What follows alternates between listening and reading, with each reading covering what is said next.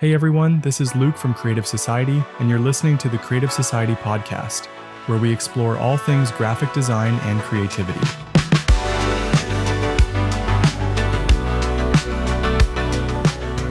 In today's episode, we're tackling a question that's both simple and complex. What is graphic design? Let's begin.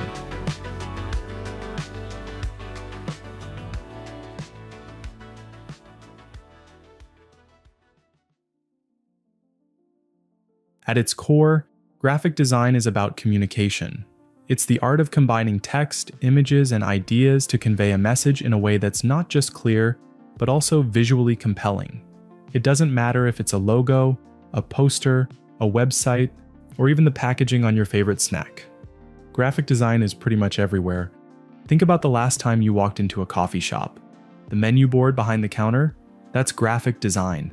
The font choice, the layout, the colors, they all work together to make the menu easy to read and visually appealing.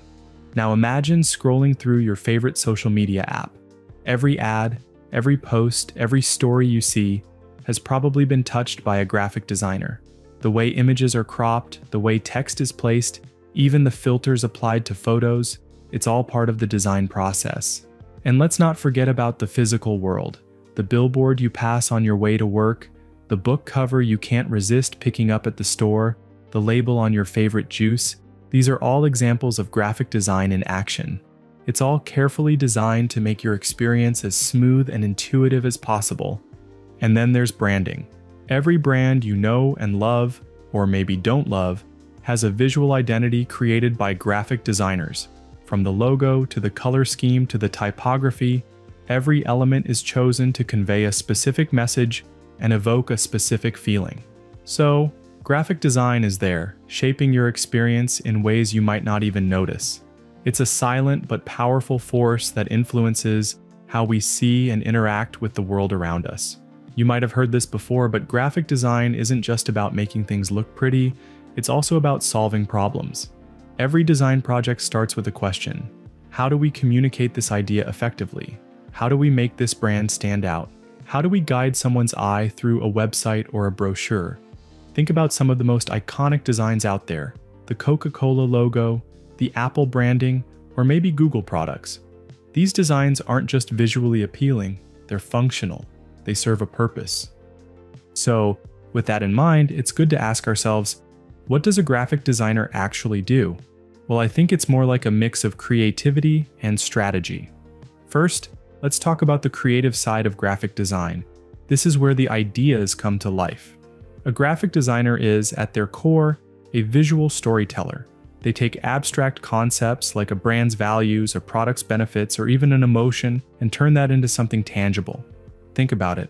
A designer might start with a blank canvas and end up with a logo that instantly communicates trust, or a poster that makes you stop in your tracks. This process requires imagination, experimentation, and a keen eye for aesthetics. It's about playing with colors, shapes, typography, and imagery to create something that's meaningful. For example, a designer might spend hours sketching out ideas, testing different color palettes, or tweaking the spacing between letters to get it just right. It's a deeply creative process that involves both intuition and skill. The real work happens in the designer's mind, where ideas are born and refined. But here's the thing, creativity alone isn't enough. That's where the strategic side comes in. Graphic design isn't art for art's sake. It's design with a purpose. Every project starts with a problem to solve or a goal to achieve. A designer has to think about the audience. Who are they designing for? What message do they need to convey? How will the design be used? For instance, a logo isn't just a pretty mark. It's a symbol that needs to work across different mediums, from business cards to billboards, and resonate with a specific group of people. Then there's the technical side of strategy. Designers have to consider things like hierarchy, balance, and readability. They have to make sure the most important information stands out, that the layout guides the viewer's eye, and that the design functions well in its intended context. And let's not forget collaboration. Designers often work closely with clients, marketers, and other creatives to ensure their work aligns with broader goals.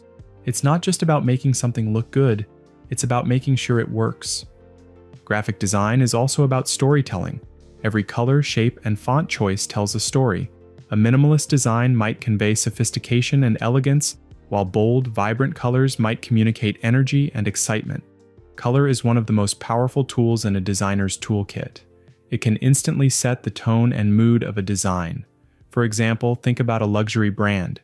You'll often see a lot of black, white, and gold in their designs. These colors communicate sophistication, elegance, and exclusivity. But a brand targeting a younger, more energetic audience might use bright and bold colors like neon green or electric blue to convey excitement and playfulness. But it's not just about picking pretty colors.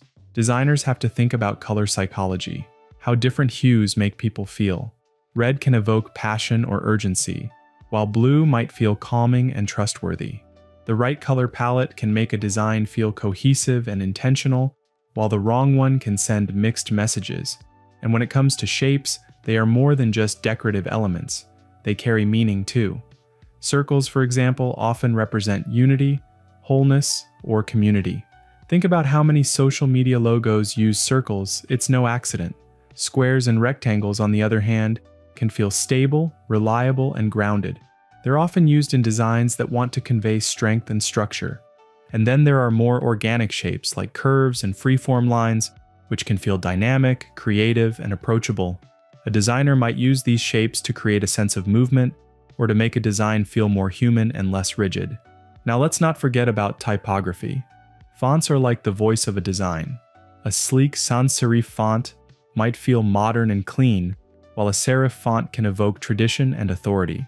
Handwritten or script fonts, on the other hand, can feel personal and intimate, like a handwritten note. But it's not just about choosing the right font, it's about how you use it. The size, spacing, and arrangement of text can completely change how a message is perceived.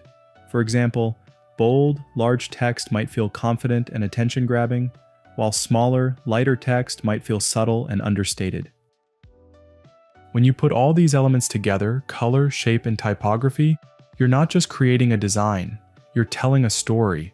A minimalist design with plenty of white space, neutral colors, and clean lines might tell a story of sophistication and elegance. It says we're refined, we're intentional, and we value simplicity. On the other hand, a design with bold, vibrant colors, dynamic shapes, and playful typography might tell a story of energy and excitement. It says, we're fun, we're bold, and we're here to make a statement. So yeah, to get back to my point, graphic design, it's a visual language. It's about using these elements to communicate ideas and emotions in a way that words alone can't. And as designers, it's our job to tell that story in a way that resonates with the audience.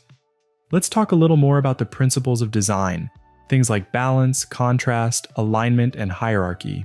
These aren't just fancy terms you should run from in your journey, they're the building blocks of effective design. They're the invisible framework that holds everything together and makes a design not just visually appealing, but functional and impactful. First, let's talk about balance. Balance is all about distribution, how visual weight is spread across a design. Imagine a seesaw. If one side is heavier, it tips over. The same goes for design.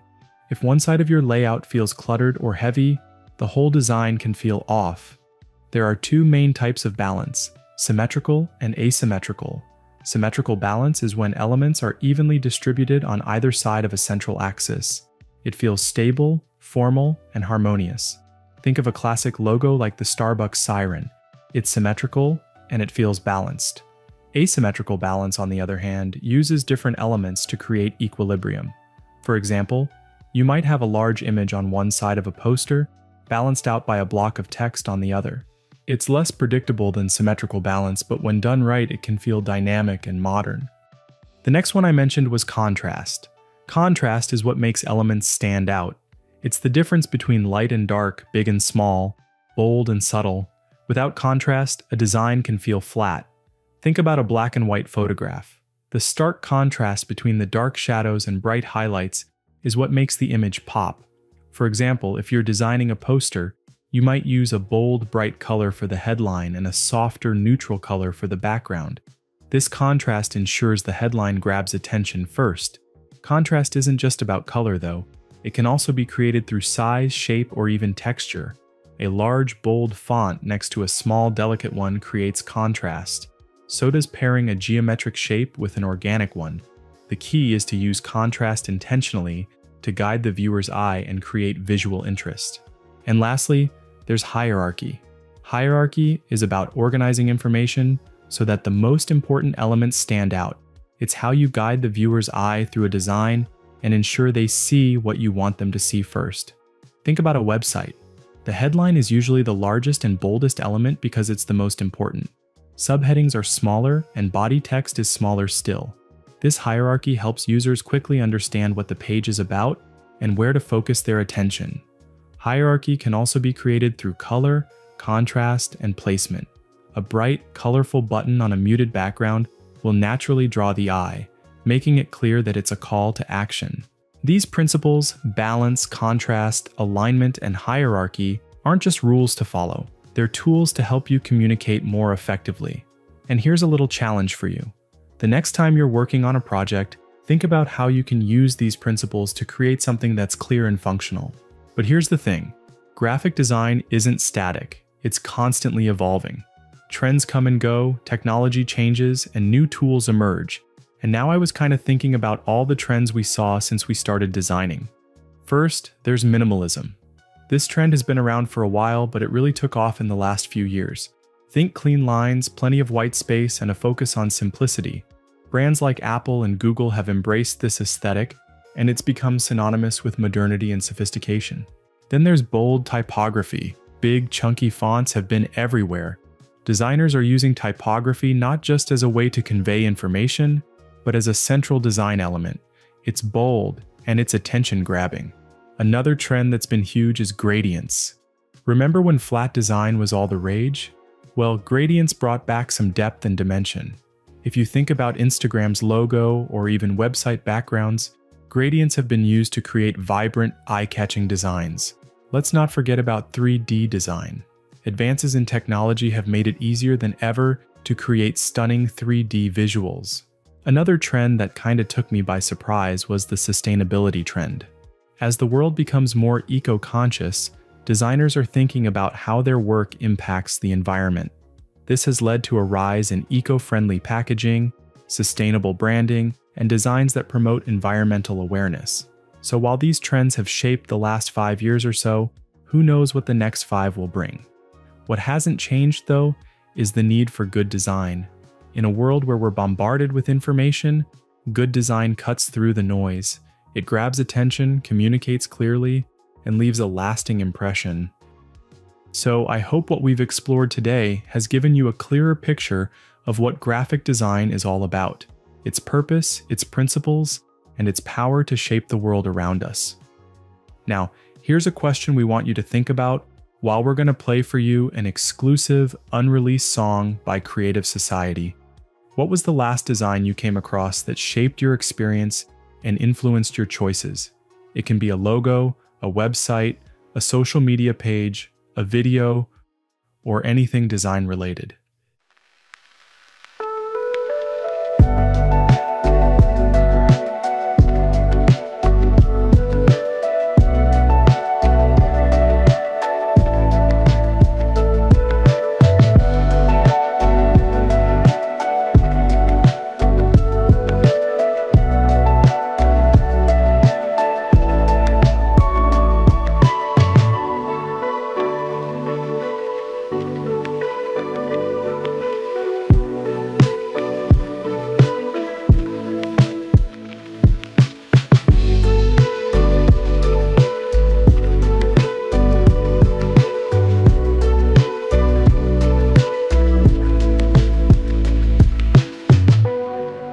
Thanks for listening to the Creative Society podcast.